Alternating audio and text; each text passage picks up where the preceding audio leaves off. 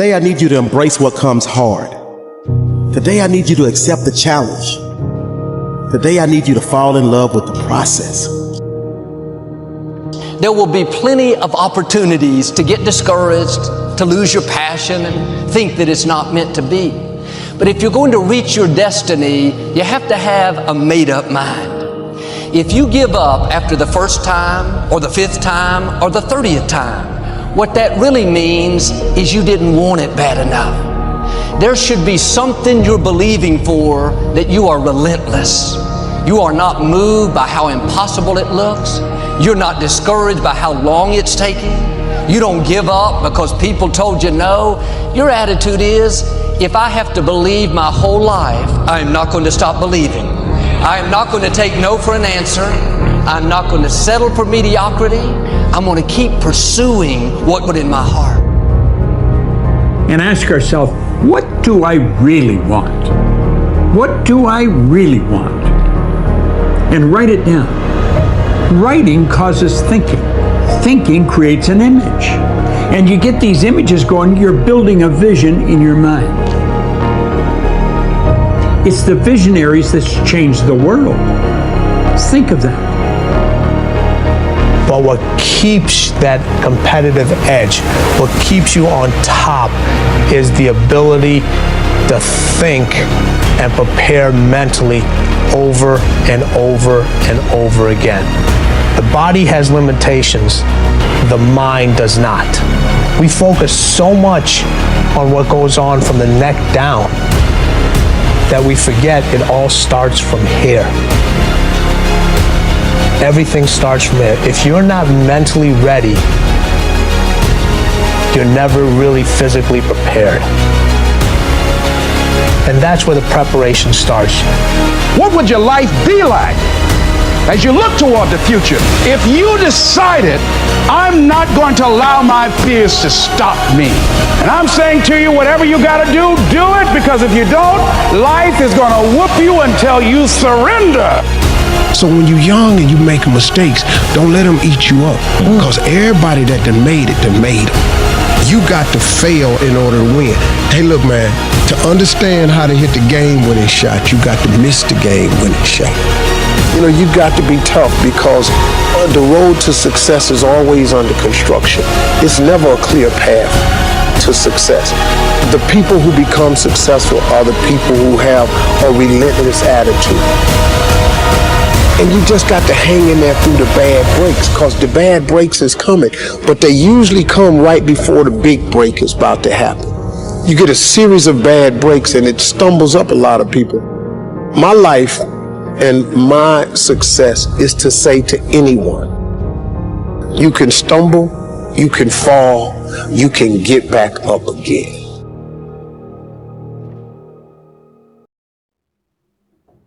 No matter what you face, no matter how bad it is going to be, when there is a challenge, and by a challenge I mean anything in life, any challenge, anything that you're facing, the only way to overcome the challenges that you face is to start walking. Take that step every day, no matter what you are facing. Get up and start walking. I have the ability to see the end before the beginning even begins. And what that means is I know that to get to the very end, I can see it right now. So before I went to Buds and I was losing all this weight and shit, I saw myself walking across the stage at 191 pounds. That's what I had to get to get into the door. I saw myself 6 months, a year later, whatever's going to take me to do it. I saw myself walking across that stage, getting that certificate of graduation from Buds. And I was able to be there at 300 pounds. And that feeling that I was nowhere near that feeling, I was able to put myself there 1,000,000 times every day. And that feeling of like, my God, that is going to feel amazing. That's what made me suffer. That's what allowed the pain to be real and say, this is worth it. I want to feel for this next 18 months. It took me 18 months to finally become a Navy SEAL, to finally, just get through buds. 18 months. It's 6 months. It took me 18. That's what woke me up every morning. Was I'm gonna put myself through this much pain and suffering for a few seconds. That's all it is. A few seconds of joy. It's so worth it, man. That's what people don't get. So I'm able to put myself at the finish line, even though I have no finish line, but at the finish line of an event before I even start to say, how are you going to feel at the end of this? Visualizing is my biggest tool of life. That's why I've been able to put myself in cold water, put myself in a 100-mile race millions of times before I've done it. And I'm able to go through the race and see how I'm going to feel at mile 50.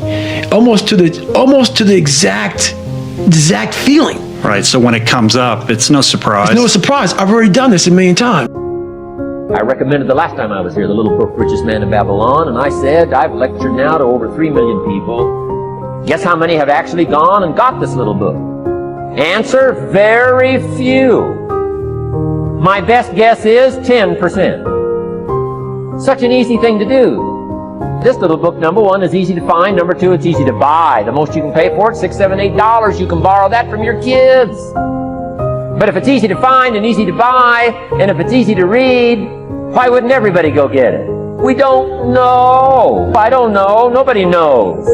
Here's how profound it is. Some do and some don't. Now here's the numbers. About 10% do. We don't know the mystery of that. And I'm telling you, 10 years from now, those numbers will still be the same. The numbers don't change. Only the faces change.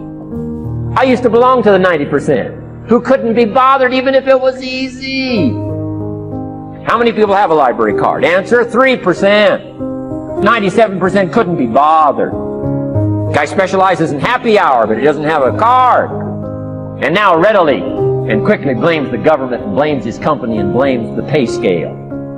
Here's my advice to you today. Walk away from the 97%. Don't talk like they talk. Don't go where they go. Don't act like they act. Don't specialize in what they specialize in. Throw away the blame lists they cling to. You got to be consciously conscious today, because your environment can hypnotize, mesmerize, and paralyze you. The other thing is, take full responsibility for your life. Oscar Wilde once said, responsibility is what we expect from somebody else. This is very true. Most people dread accepting responsibility. That's just a fact of life, and we can see it in operation every day. We can see ourselves getting hot under the collar when the dentist keeps us waiting, and we're sitting there reading old magazines when our appointment was 30 minutes ago. And we don't stop to think that we forgot to mail in this month's mortgage payment. We can see ourselves growing angrier and angrier because a business contact is supposed to call at noon, and here it is almost 2 o'clock, and the phone still refuses to ring. But we don't stop to think about the calls we ourselves have forgotten to return while we've been so busy fuming. We can see ourselves writing an angry letter to the airline because a flight was delayed, but we don't write an angry letter to ourselves when we're late for something, even though that might not be a bad idea at all. Yes, we can see avoidance of responsibility all the time in both our personal and professional lives. And here's something else we can see just as often. We can see that most people aren't as successful as they wish they were. Do you see there's a connection between these two very common phenomena? I certainly do, and by the end of this session, I hope you'll agree with me. I hope you'll understand that it's in your best interests to take responsibility for everything you do. But that's only the beginning. I'm also going to suggest that many times it's even best to accept responsibility for the mistakes of others, especially when you're in a managerial or leadership role. I can hear you saying, what? Accept responsibility for someone else's mess-ups? Why would I want to do something like that? Well, that's a fair enough question, and over the next few minutes, I'll try to answer it. one of my weak points in my personal life is I don't like technical stuff. So even though I have to be on Twitter and Instagram and Facebook, I don't care for that. So guess what? I find somebody who loves to do that. You know, I find somebody who has a strength where I will have a weakness, and I partner with them. All you're trying to do is get to the goal. No one gets there by themselves. Everybody needs help. Now, when you know what you got going for you, be confident, not cocky. Managing your strengths, knowing what they are, and don't let nobody talk you out of it. And that gets you fight ready. You get fight ready like that. You got to know you. Helps you develop your skills. All the while, you're developing your strength. You just got to keep developing the strength. Don't let anybody talk you up. At the same time, you must work on improving your weaknesses. So I've had to, in spite of myself, get on Instagram, get on Twitter, get on Facebook. I got to do the videos whether I want to or not, because the world is moving to social media. If I had as many followers as Kim Kardashian, I probably wouldn't even have to do this TV show. Magic, even if he'd missed every free throw he'd ever shot in his life before this. He knew he was going to make this one. And that is exactly what happened. That is what virtually always happens when a man or woman accepts responsibility eagerly and with confidence.